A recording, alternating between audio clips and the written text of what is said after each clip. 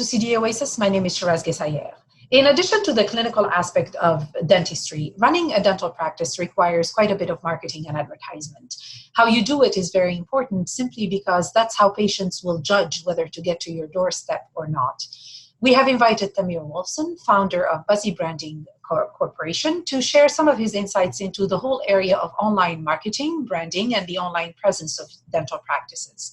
Tamir will speak to you in a series of posts about how to enhance your marketing strategy, the value of your practice, and how to avoid some of the most common pitfalls. However, before we start our conversation, I'd like to remind our audience that most of the elements that we will be talking about in our conversations are subject to regulatory requirements. So please take the time to check with your provincial regulatory authority about how to best implement some of the advice that Tamir will be giving you in this series of posts. So Tamir, thank you very much for taking the time to be with me today and in this series of conversations, and welcome to this first one. Thank you, Shiraz. I'm excited to be here, and I'm looking forward to helping dentists make sure that they look great online. So in this first post, we are speaking about online marketing for dental practices. What are we talking about here? Sure. So as a general overview, online marketing is using the internet to communicate yourself and your value proposition to the outside world, right? So whether that is someone as a patient or anybody who is using their mobile phone or, browsing on their laptop or their iPad or their desktop, it's essentially, sharing your information via the internet to the online world. Now, that can be done through a few different ways, and I would, separate them out into a few broad buckets. One is, and this is the most important one, is having a website. So one bucket is your website. That's the key. That's the center of your online world. The second one is making sure that people can find you online and they get to your website, right? So the second one is search engine optimization. And that's essentially the definition is, helping people find you and getting to your website online. The third one is social media marketing. And that is, the common social media properties out there are Facebook, LinkedIn, and Twitter. There are a number of others. The fourth one is, and this kind of carries into search engine optimization, but it's called online reputation management. So, making sure that when someone is searching for you online, that your reputation online is as stellar as you are. So, we get into ratings and rankings and reviews. And the last one is paid ads. So paid ads is, Google paid campaigns, AdWords, pay-per-click, and so on and so forth. So I would say that those are the main buckets. It's website, search engine optimization,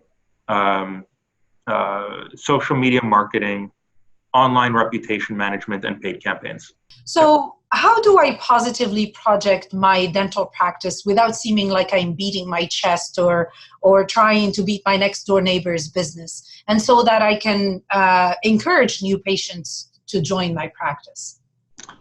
That's important because a lot of professionals and businesses and dentists do have that concern that they don't necessarily want to seem like they are outwardly competing with the person next door, let's say, or they don't want to seem like they care so much about their ego and stuff like that. But the important part here is all about educating potential customers, potential patients on what their options are. And that's the key that really needs to be what you focus on, is making sure that people know that your practice is there, what the services that you offer are in detail, and maybe what the key exciting benefits are and the highlights are of working let's say with you, whether it's a staff member that you want to recruit or potential staff members that you're thinking like a hygienist or office managers or wherever it is that you want to attract, or maybe associates who you want to bring on board, who they have the opportunity to work with and what the environment is like at your practice, and also with potential patients. What's it like to come here and be a patient of this practice?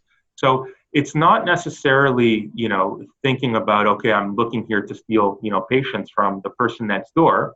But it's about making sure that you present yourself in a way that provides, whether it's people that are looking to work with you or patients, with the information that they need to make an educated decision. And I will tell you that the more transparent you are and the more information you provide, the greater the likelihood is that people are going to want to come through your door and give you a chance and, have you become their new dentist. So what are some of the no-nos that dentists need to be aware of and avoid?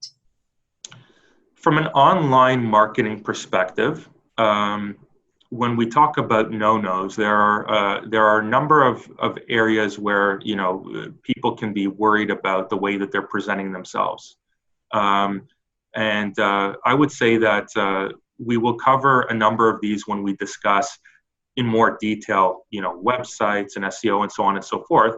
But from a high level, I guess I can touch on each one in a small way. So, for example, as a website, one of the no-nos, and this is a really important one, is that you definitely don't want to have your personal, email or contact information on your website. That comes off as being very unprofessional. And frankly, anything that says something at hotmail.com or at gmail.com is a no-no. It presents, the wrong impression, as well as a website that frankly is outdated, or hasn't been updated in a while. Those are key no-nos for websites. For anything related to online reputation management, generally speaking, you want to look at as a no-no having yourself, have a comment or review on your own clinic, or not claiming your Google business listing, for example, out there, or having a few number of reviews or ratings on there. Those are big flags. So in other words, it's better to not have information online than it is to have information that makes you look bad. And that's the overarching theme here with no-nos. And that translates into social media, and it translates into essentially every aspect of your online presence. All right. Thank you very much, Samir, for this valuable information. Is it okay for our audience to get in touch with you or send you any questions if they want to know more? Absolutely. So you're more than welcome at any time. We're going to provide contact information, in the segment and then in the notes as well on the website. Perfect. Thank you very much, Samir, and I will see you in the next post. Sounds good. Thank you, Shiraz. Thanks so much.